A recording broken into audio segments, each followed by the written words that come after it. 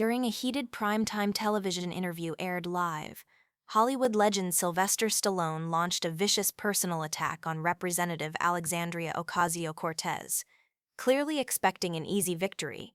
But AOC, the young congresswoman who had risen from bartender to political powerhouse, didn't back down. Instead, she responded with such devastating grace and knowledge that it left Stallone completely speechless. The exchange went viral within minutes, and now everyone's talking. The television studio crackled with tension that Tuesday evening. Cameras tracked every movement while producers whispered nervously through headsets.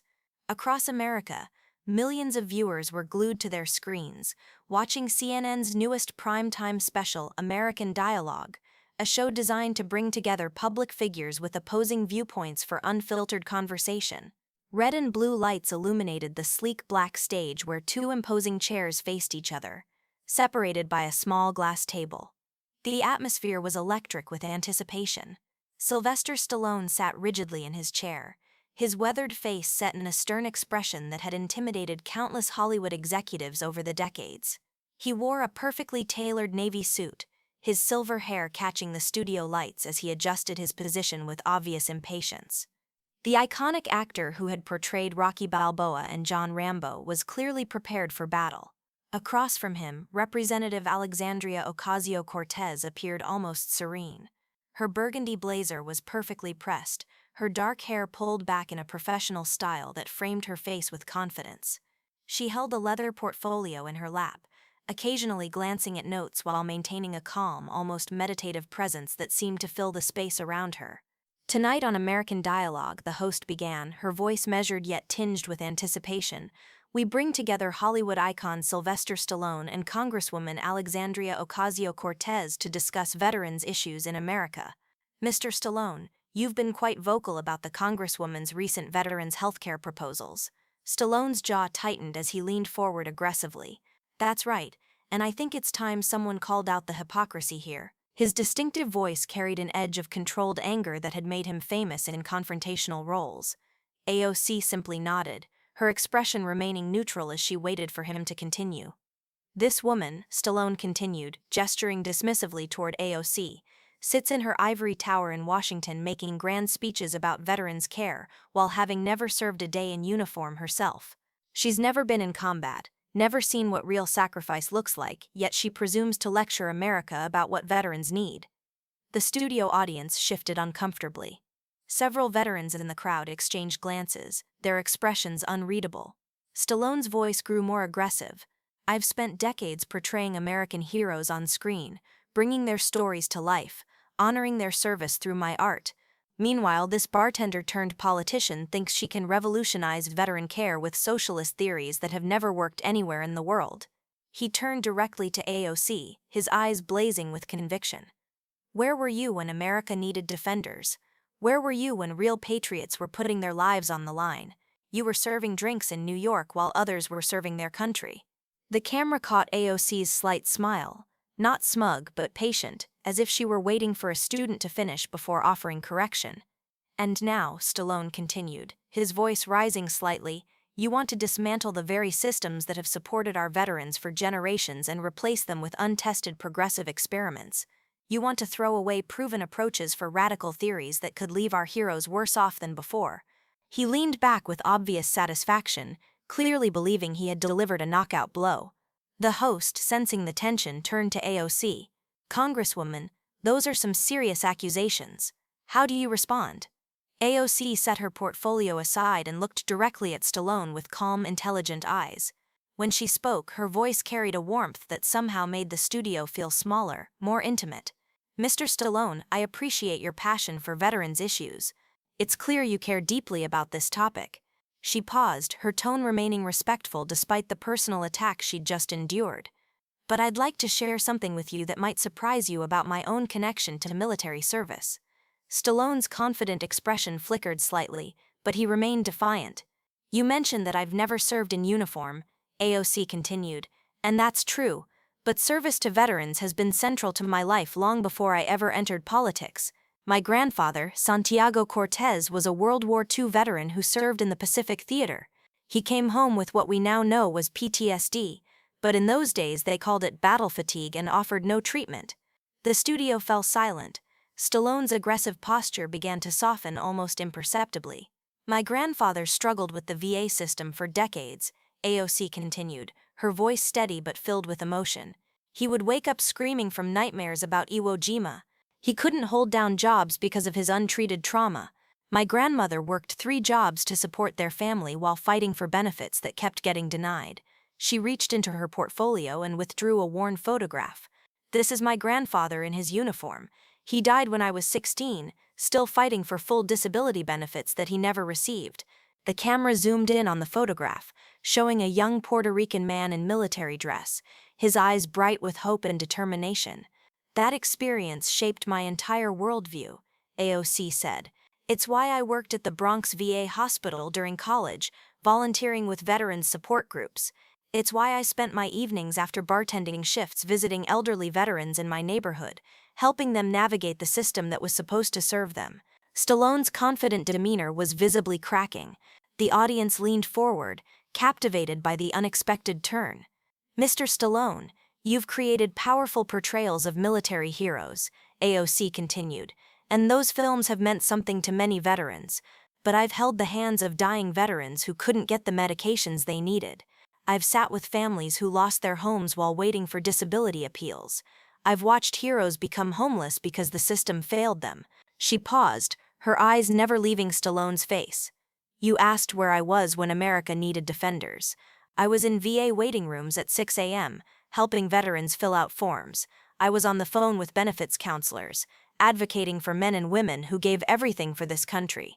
I was learning that the real battle for many veterans begins when they come home.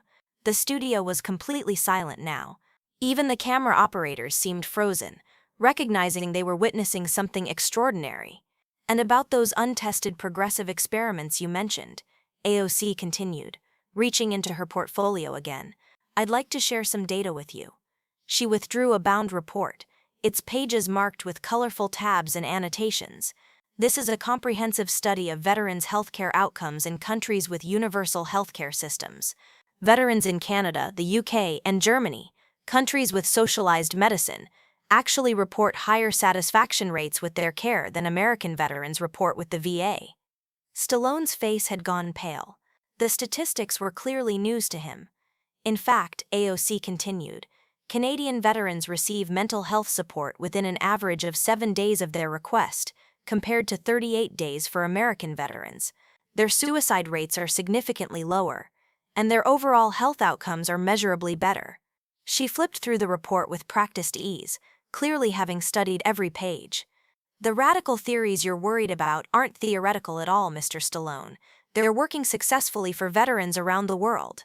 The question isn't whether these approaches work. The question is why America, the wealthiest nation in history, continues to accept a system that fails the people who sacrificed the most for it. Behind the cameras, producers were frantically gesturing to camera operators, realizing they were capturing television gold. But let me share something even more important, AOC said, closing the report and leaning forward slightly.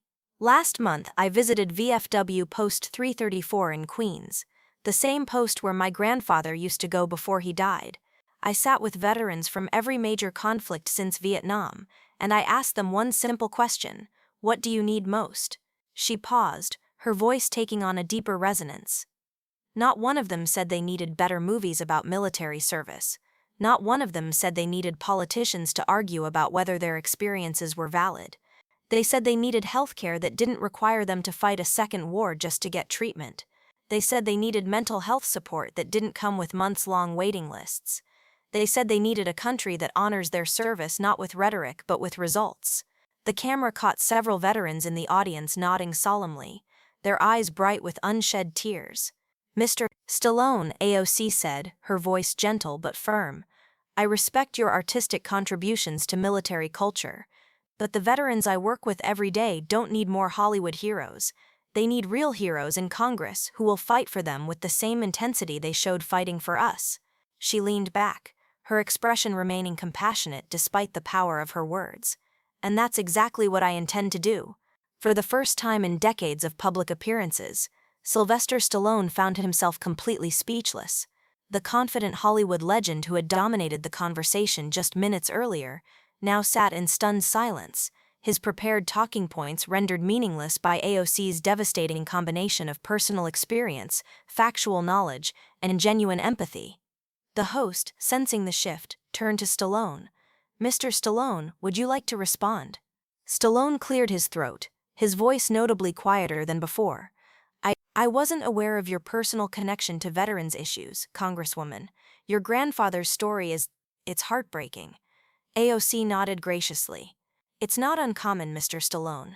Many families carry these stories. The difference is that some of us choose to turn our pain into policy." "The statistics you mentioned," Stallone continued, clearly struggling to process the information, "about other countries' success with veterans' care. I hadn't seen those numbers before." "I'd be happy to share the full research with you," AOC offered.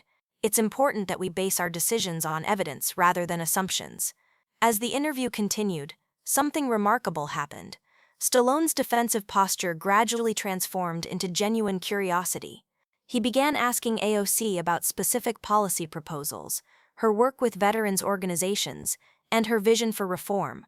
"You clearly know this subject better than I gave you credit for," Stallone admitted, his voice carrying a humility that surprised everyone in the studio. "I came here expecting to debate talking points, but you're speaking from real experience.